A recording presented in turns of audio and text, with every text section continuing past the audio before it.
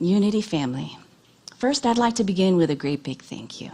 Huge gratitude for Miss Cynthia and Reverend Brian for allowing me the opportunity to step into my reverend role. It's been a dream of mine for a little bit, and truly being here is a dream come true. And thank you to all of you for bearing witness to this first step in the rest of this journey.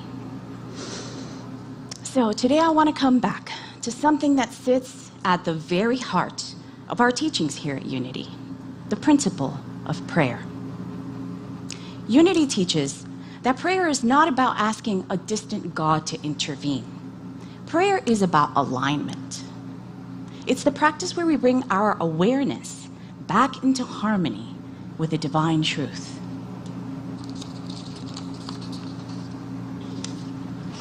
Unity founder Charles Fillmore, he taught that prayer is the highest form of thinking, not because it asks for more, but because it aligns us with what already is. When our thinking aligns with truth, life begins to unfold.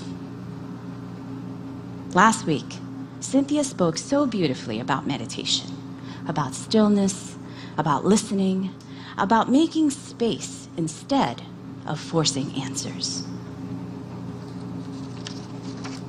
And in Unity, we understand that prayer and meditation as two movements of the same spiritual power. Prayer speaks, meditation listens. Let's rewind the clock 15 years into my life. I was single and partying with bad company. I found myself in company that didn't protect me, making decisions that didn't honor me. I was telling myself, I'm fine, I've got time. Until one day, time caught up with me. I learned I was pregnant. And suddenly my head started spinning with thoughts I didn't invite and fears that I couldn't silence. Fear, shame, panic. I cried myself to sleep night after night, knowing a decision was coming and knowing that I couldn't avoid it. That was real life, and it was demanding real answers. What was I going to choose? What was the right thing to do? And how do you hear God when fear is doing all of the talking? One afternoon, after I had cried myself until there were no more tears, I did the one thing I hadn't tried yet. I prayed. Not a polished prayer, not an affirmative prayer, but a desperate prayer. Nod your head if you've been there.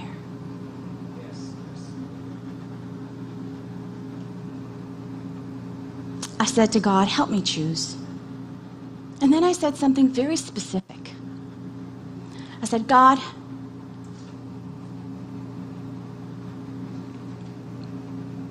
I will keep this child if it's the little boy that I've always wanted. Because even as a little girl, I've always dreamt of being the mother of a son. That was my prayer. Myrtle Fillmore taught us that prayer is communion. The moment we stop trying to fix ourselves and allow the divine to speak from within. When the day finally came for the gender reveal, there was no celebration, there were no balloons, no pink or blue smoke, no party. It was just me, at home, doing an at-home test, alone. And when that water turned blue, it was a boy. And for a moment, relief washed over me, because my connection with God felt real. It was personal, undeniable. But that was the easy part ended. Because receiving the sign was not the same as living the choice. Prayer doesn't end at reassurance. It ends in responsibility. Prayer aligns us with truth. And once that truth is revealed, life expects us to move. The Fillmores were always clear about this. Truth is not something we admire. It's something we demonstrate. When I met my son for the first time, when I held him in my arms, I fell in love instantly. I wasn't just looking at a baby boy. I was witnessing divinity incarnate. And that's the moment that something shifted. I knew I wanted to do better someday. But I wanted to do right by him immediately. That's when I understood. Big love requires big choices. And the first choice was the hardest. I had to cut the chains with the bad company that I made a baby with. I didn't have a plan. I didn't have a safety net.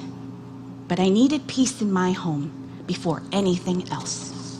Because love cannot grow where chaos lives. So I chose peace over familiarity, alignment over attachment, and faith over fear. The shift wasn't all at once.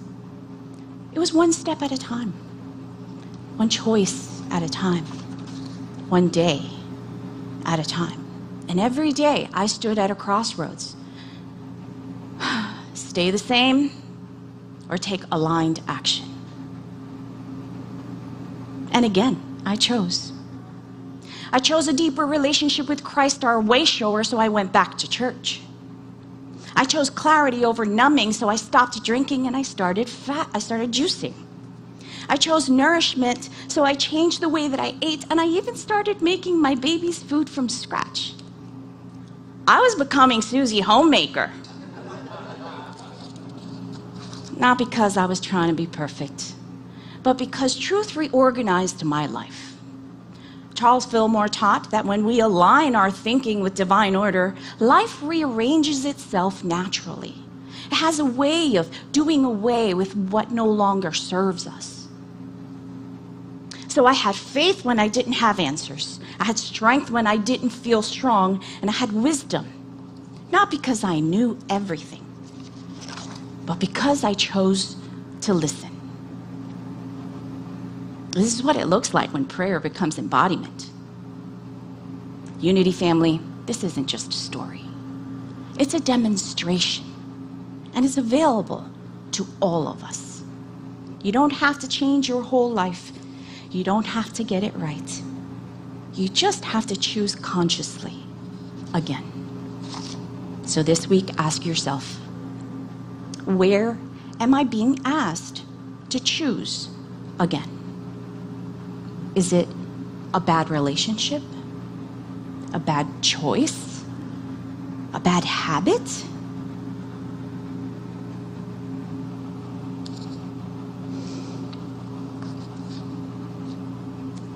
And choose again in faith. Choose with wisdom.